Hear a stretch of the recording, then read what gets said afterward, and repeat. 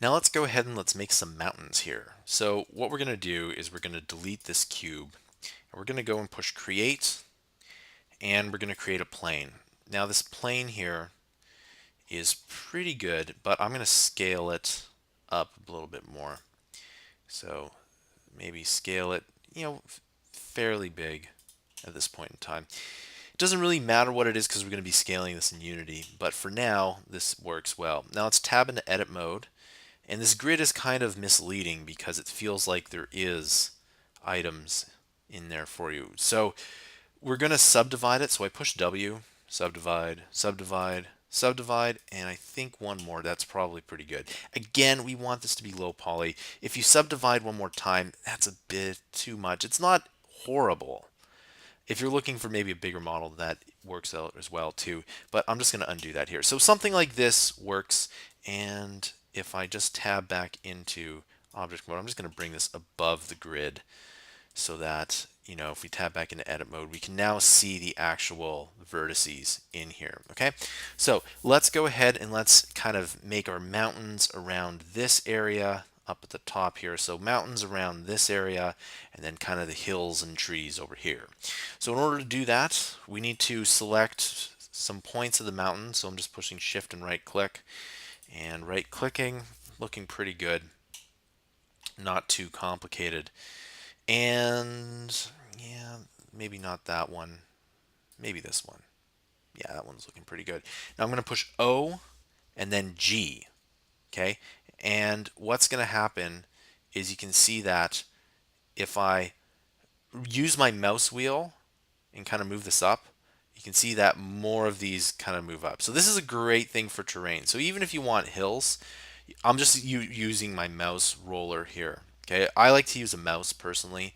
That's just me, just because I personally like the physical button here. So this is looking pretty good, and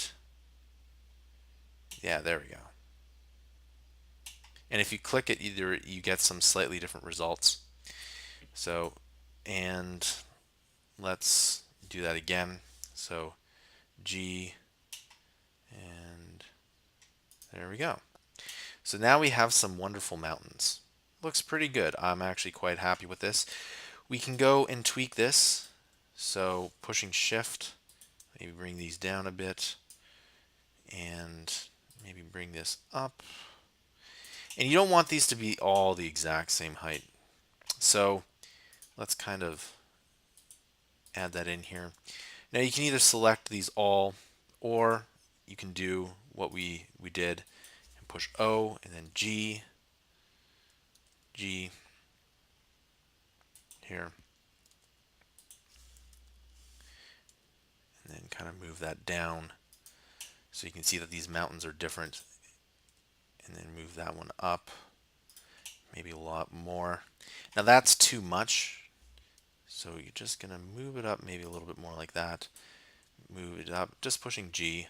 Now you can make it either quite a bit bigger or a little bit smaller. Again, this is a place you don't want to be 100% precise.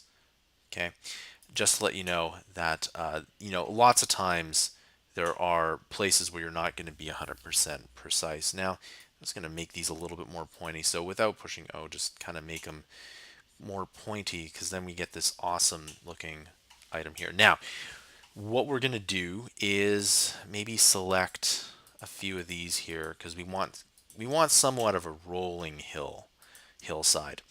So push G, and we're going to kind of do that here. Let's select a few more towards the mountains, because if you've ever seen foothills of mountains, the what happens is that the hills obviously get a little bit bigger as you get to there. So that is something that looks pretty good. So if you look at it from this point of view, we have something that looks good, and you can see it has that shading in there. Now what this is that this isn't actually shading. Like, I didn't actually go to each face and shade it here. This is the light contour that automatically shades it in that kind of low poly style. So that's actually kind of neat, and there we go. Okay, in the next tutorial we will go and paint this.